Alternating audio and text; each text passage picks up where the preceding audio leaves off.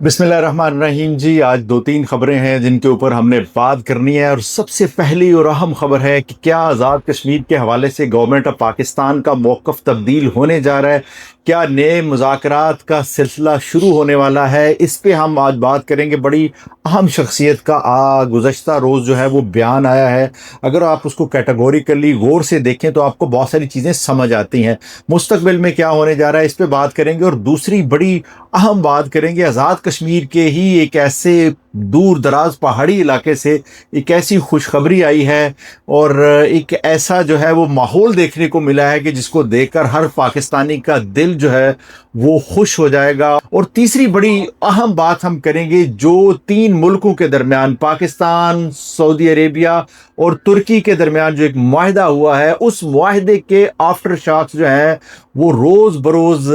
बढ़ते जा रहे हैं, और क्या मुस्तकबिल में होने वाला है, कौन कौन से नए ममालिक उसमें शामिल हो सकते हैं, कि क्या कश्मीर के अंदर जारी इख्तिजाजी तहरीक के खात्मे का वक़्त आन पहुंचा है या नहीं, और क्या हुकूमत जो है उसके मौक़िफ़ में कोई तब्दीली आई है या कि नहीं। इस पे बात करने से पहले मैं गुज़श्ता रोज़ राना सनाउल्लाह साहब के बयान को कोट करना चाहूँगा, जिसमें उन्होंने कहा कि 99% वहाँ जो बैठे हुए लोग हैं वो पाकिस्तान से मोहब्बत करते हैं, जिससे मीडिया के पंडित जो है उन्होंने उस पे बाद में राना साहब से बात भी की, और बड़ी डिटेल के साथ जो है वो उन्होंने मुख्तलिफ प्रोग्राम्स के अंदर अपने उस नुक्ते को बयान भी किया। मीडिया के जो पंडित हैं वो इसको कुछ इस तरह से ले रहे हैं कि राना सनाउल्लाह एक इंतहाई अहम शख्सियत है, अब जबकि वहाँ क्लियर हो चुका है कि नून लीग जो है वो अपनी हुकूमत बनाने में कामयाब हो चुकी है, उन्हें एक सादा अक्सरियत जो है वो मिल चुकी है, और आइंदा जो इलेक्शन 10 को होने हैं उसमें भी नून लीग की वाज़े अक्सरियत उनके जलसों से, उनकी मीटिंग से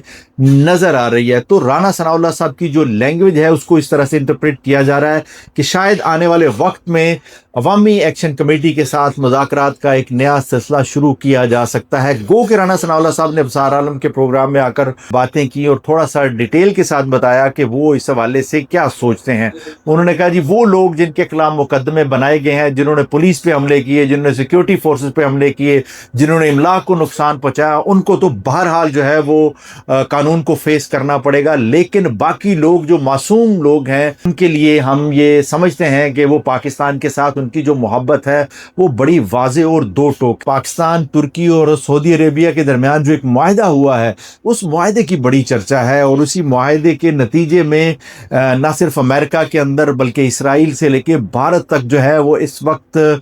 टेम्परेचर अपने उरूज पर है। क्या आने वाले दिनों में पाकिस्तान ने जिस तरह से एक डायरेक्टर भी इशू किया है पाकिस्तानी मीडिया के जो बड़े बड़े पंडित हैं, जो मीडिया हाउसेस हैं, उनके हवाले से, और उनको ये बताया गया है, ब्रीफ किया गया है कि उन्होंने किन किन पॉइंट के ऊपर बात नहीं करनी है। बहुत सारे हमारे दोस्त जो हैं मीडिया के दोस्त उसको नेगेटिव भी ले रहे हैं, लेकिन मैं समझता हूँ ये पॉजिटिव बात है। जब अभी काम शुरू करने वाले थे वो ख्वाब जो जुल्फ़िकार अली भुट्टो ने, शाह फैसल ने, सद्दाम हुसैन ने और जनाब मोअम्मर कज़ाफ़ी ने देखा था, वो ख्वाब अब पूरा होता हुआ नज़र आ रहा है। और तीन ममालिक जो मेजर तीन मुल्क हैं मुस्लिम दुनिया के, वो इस वक्त इकट्ठे हो चुके हैं, और ये उस इस्लामी सरबराही कॉन्फ्रेंस जो पहली पाकिस्तान के अंदर मुनक्किद हुई थी उसमें देखे गए ख्वाब जो है लग ऐसे रहा है कि वो पूरे होते हुए नज़र आ रहे हैं। और आप आइंदा चंद दिन के अंदर देखेंगे कि बहुत सारे और मुल्क भी, जैसे कतर है, जैसे बहरीन है, और जैसे कुवैत के साथ तो ऑलरेडी आपने खबरें सुनी होंगी कि वो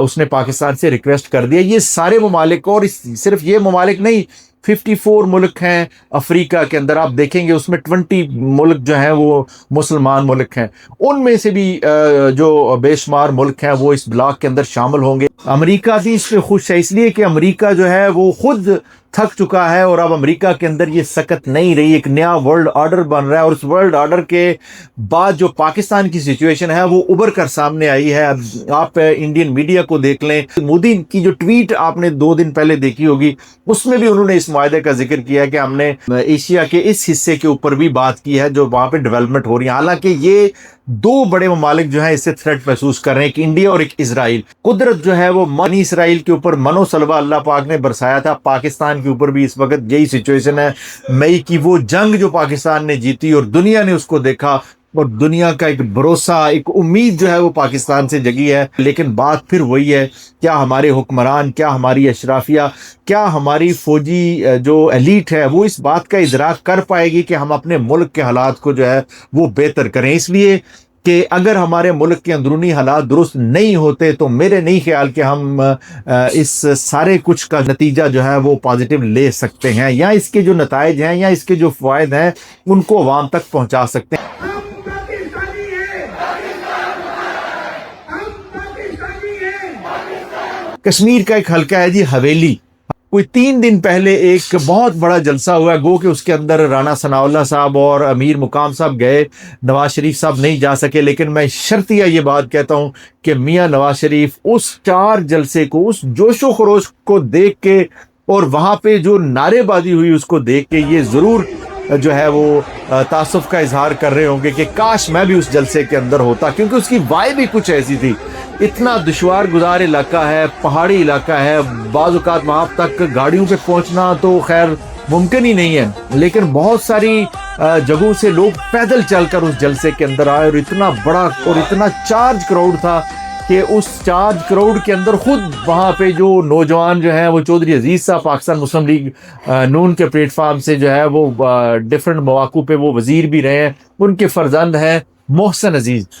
محسن عزیز نے جب وہ نعرے لگوائے، ہم پاکستانی ہیں، پاکستان ہمارا ہے، یہ نعرے آپ سنیں اور ایک اس وائب کو لیں، پھر آگے اس پہ تھوڑی سی بات کرتے ہیں۔ پاکستانی ہیں، ہم پاکستانی ہیں، ہم پاکستانی ہیں، ہم پاکستانی ہیں، ہم پاکستانی ہیں۔ تو آپ نے دیکھا کیسے وہ محسن عزیز صاحب جو ہے، ہم پاکستانی ہیں، پاکستان ہمارا ہے، کشمیر کی فضاؤں سے پاکستان کے لیے محبت بھرا پیغام اس سارے رولے رپے کے درمیان میں سے نکل کے آ رہا ہے، اور ایک امید پیدا ہوئی ہے کہ انشاءاللہ واقعتاً پاکستان سے جو کشمیری ہیں وہ اسی لیول پہ محبت کرتے ہیں، اس سے بڑھ کر محبت کرتے ہیں۔ اور میں یہ سمجھتا ہوں کہ پاکستانیوں کو اس چیز کا، آزادی کا احساس نہیں ہے کہ آدھے کشمیری جو ہیں وہ بھارت کے زیر تسلط ہیں، تو اس لیے جس شدت کے ساتھ کشمیری پاکستان سے محبت کرتے ہیں، میں سمجھتا ہوں شاید پاکستانی بھی جو ہے وہ پاکستان سے محبت نہیں کرتے۔ اور یہ نعروں کی شدت جو ہے، یہ محسن عزیز صاحب کے یہ نعرے آپ کو بتائیں گے کہ واقعتاً جو پاکستان کے ساتھ کشمیری کی محبت ہے وہ لازوال ہے، اور انشاءاللہ تا قیامت یہ محبت جو ہے اللہ تعالیٰ قائم اور دائم رکھے۔ آنے والے دنوں میں جو بھی اپڈیٹس ہوں گی آپ کی خدمت میں لے کر حاضر ہوں گے، تب تک کے لیے اجازت دیجیے، اللہ حافظ۔